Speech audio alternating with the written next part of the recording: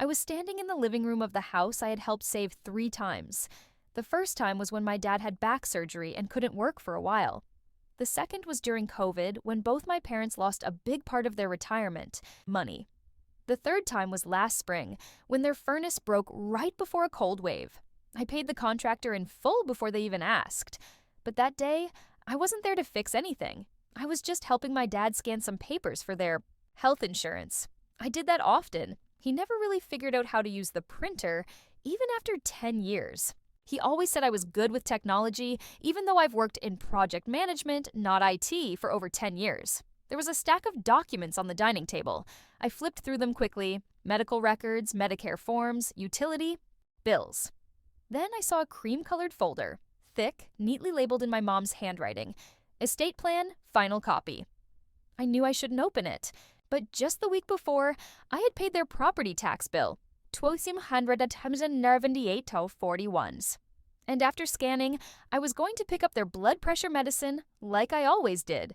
So yes, I opened it. Inside was their will. It had been notarized just 2 months ago.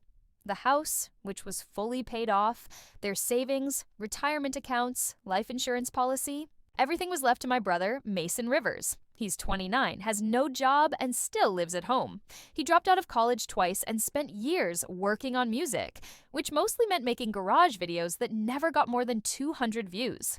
My parents always said he just hadn't found his path yet. My name, Danielle Rivers, was mentioned once. One line: "We love both of our children equally and trust them to care for each other." That was it. No thank you for the taxes I paid. No mention of the money I'd given them. Not even a small note of appreciation. Just a polite way of saying, "You don't need anything, and we don't owe you anything." I didn't say anything at first. I just stood there staring at the paper while the scanner hummed in the background. My hands were steady. My breathing wasn't. My dad came back into the room with his coffee. "You getting through that stack, Danny?" he asked. I held up the folder. "Is this how it is, Dad?" I said softly. "Everything to Mason?" He froze, coffee halfway to his lips. Then he let out one of those long sighs that meant he already knew what I found. "It's not what you think," he said. I didn't respond because it was exactly what I thought. I didn't push, not right away. He just stood there holding his coffee like it could explain something. Then he mumbled, "We figured you'd understand." That line again. "You've always done well, Danielle." That's what they always said when they didn't want to explain. "You've always done well." Which really meant, you don't get to want more. I left the folder on the table and stepped outside. I sat on the porch swing, the same one I replaced 2 summers ago.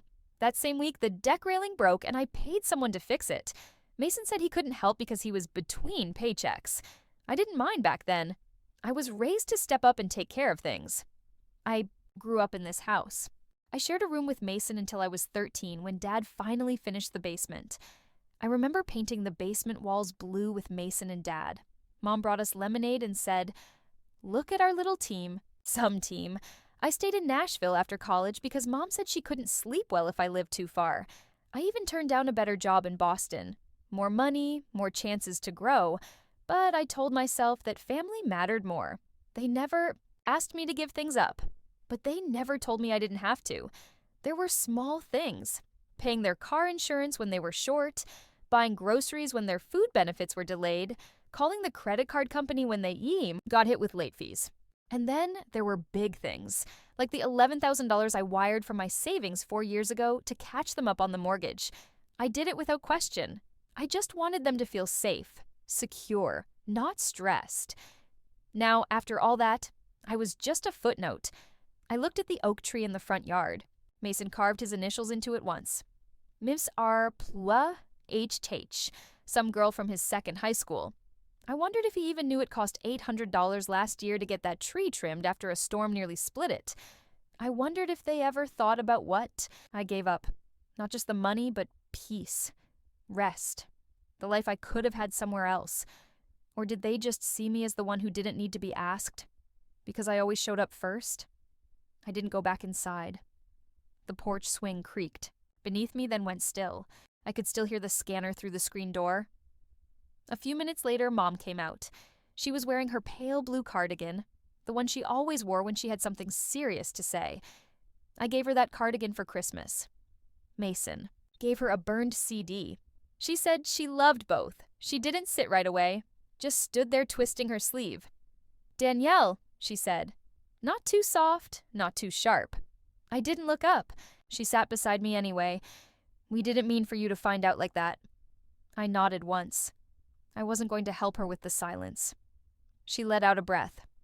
Not a sigh, just a release. "It's not that we don't love you." "Still," I said, "nothing. Because what do you call love that forgets your name when it's inconvenient?" She reached over and put her hand on mine. It was warm, but shaking. "Mason's had a rougher time. You're steady, Danny. You always have been. Steady, strong, reliable. Words that sound kind, until you realize they're cages. Labels that let people take from you without guilt." I pulled my hand back. "You could have told me," I said. My voice was calm. "You could have asked." She looked away, toward the yard. Then she said it quietly, like whispering it would make it hurt less. "We had to co-sign for Mason. He needed the help. It didn't hit like a punch. It landed like a tap. But I heard everything in how she said it. They didn't just leave me out of the will.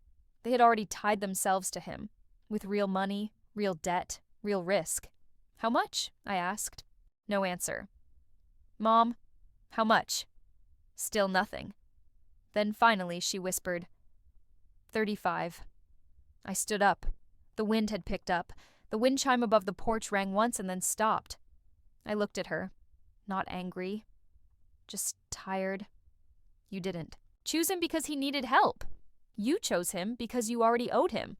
Her eyes widened, but I wasn't waiting for a reply. I just didn't know the price of helping meant being forgotten. That week, I didn't text. I didn't call. I just stopped. I canceled the automatic payments I set up for their utility bills, deleted the reminder to refill their medications, paused the grocery deliveries that came every Thursday at 4 p.m. No big message, no goodbye, just quiet. An empty space where I used to be. At first, they didn't notice. A week passed. Nothing. They probably thought I was busy or needed space. Maybe they thought I'd come back, like always. Week 2 came. Then the first messages. Dad texted, "Water bill came in high this month. Can you check the account?" I didn't reply. Then Mom, "We're out of the low-sodium crackers you always bring." Mason forgot. I left it unread.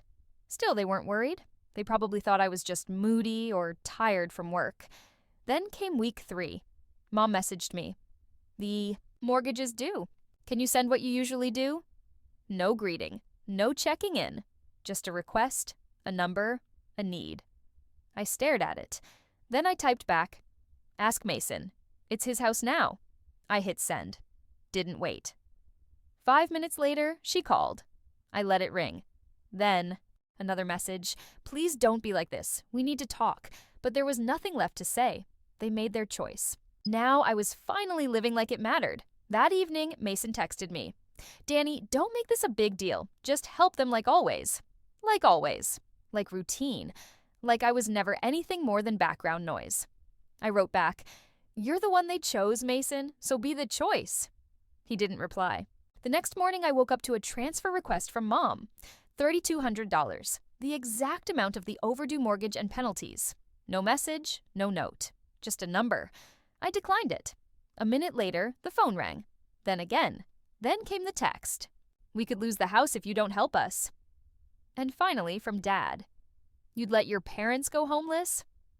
I almost laughed. They weren't homeless, they were just uncomfortable. For the first time, they were learning what I had carried quietly without asking. I turned off my phone. They didn't lose me when they wrote me out of the will. They lost me when they assumed I'd keep giving. A full week passed after I declined. The transfer. No calls, no texts. It was the quietest they'd been in years.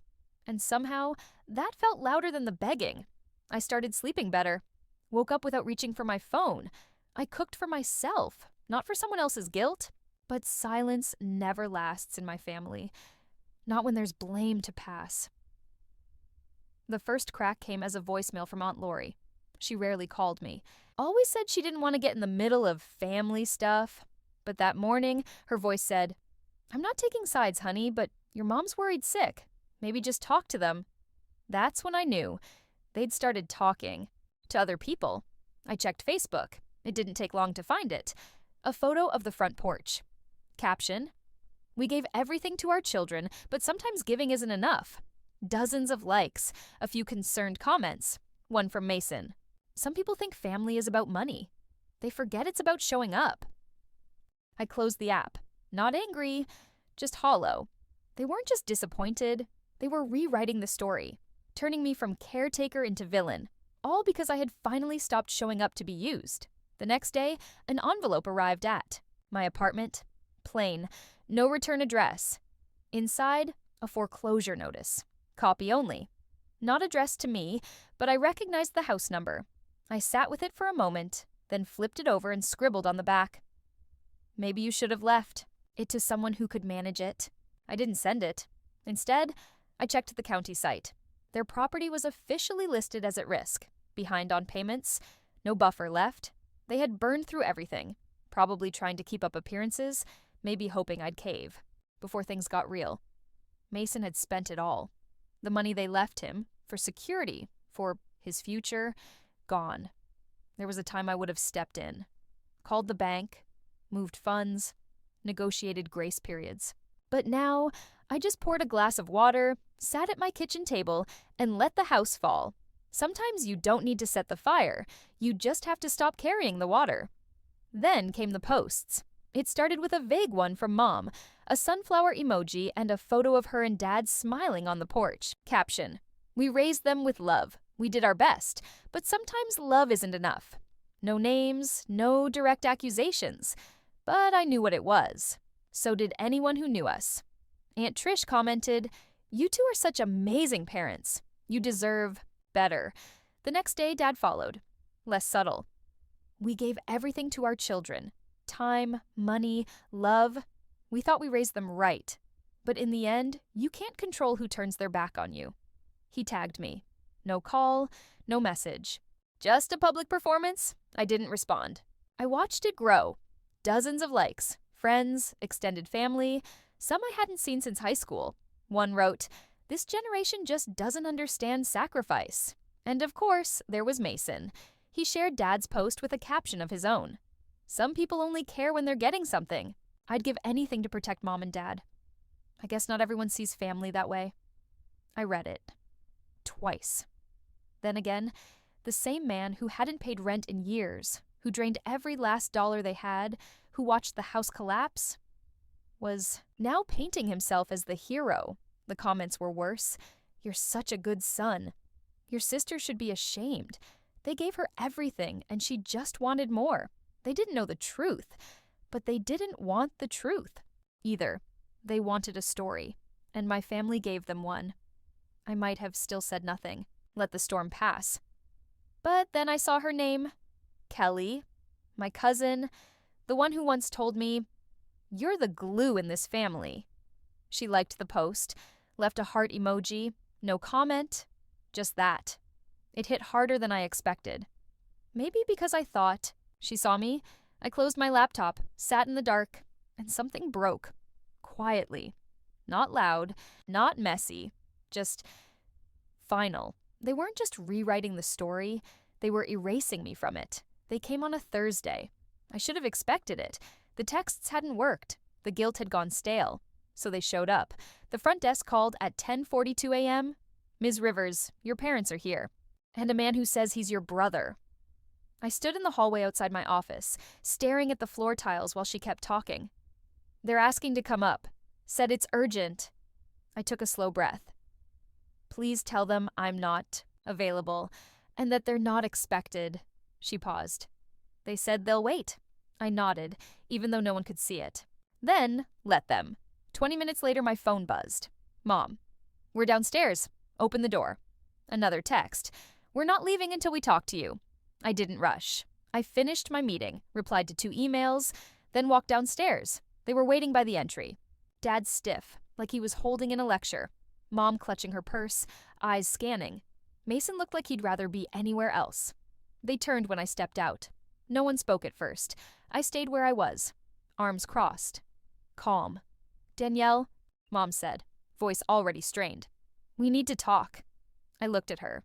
Then, beyond her. The street was quiet. A delivery van hummed past. I didn't answer.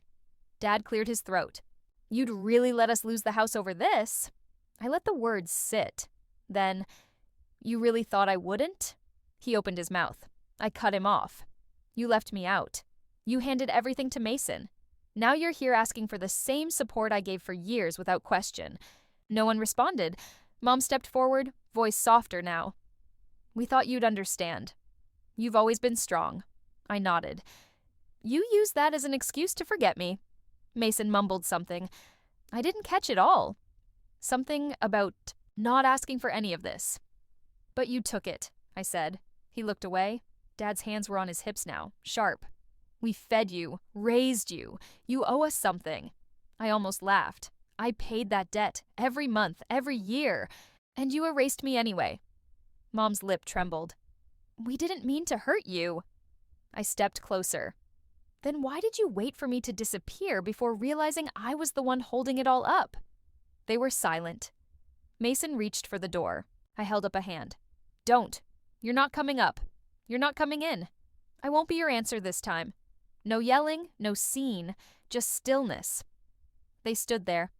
3 people who once called themselves my family. And I was done trying to be seen by people who only looked when they needed something. They didn't lose me when they changed the will. They lost me when they believed I'd never walk away. I didn't block their numbers. I didn't need to. The silence I gave them was louder than anything they could shout back. They texted for a while. Mom tried soft words. Dad turned cold. Mason stayed mostly quiet. Just one last message from him. "You think this makes you better? Walking away?" I didn't answer. A few days later, I took a walk. No destination, just movement. Somehow, I ended up in the neighborhood I grew up in. The street looked the same, cracked sidewalk, a half-painted fence. But the house, a for sale sign in the yard, faded shutters, dying grass. I stood on the sidewalk and looked. Porch light off. The swing I fixed was gone. So was the wind chime. I didn't need to see inside. I knew what had collapsed. That house never kept me. I kept it. Now it was someone else's problem. As I turned to leave, my phone buzzed. Once. Then again. I didn't check it. I already knew whose name would be on the screen. Missed call. Mom. Missed call. Dad. Then a voicemail. I muted the phone. Slipped it into my coat pocket. No message needed. I already knew what it would say. I walked home in the cold air of late autumn. Not angry, not vindicated, just free. I was never their backup plan. They just liked pretending I'd never leave.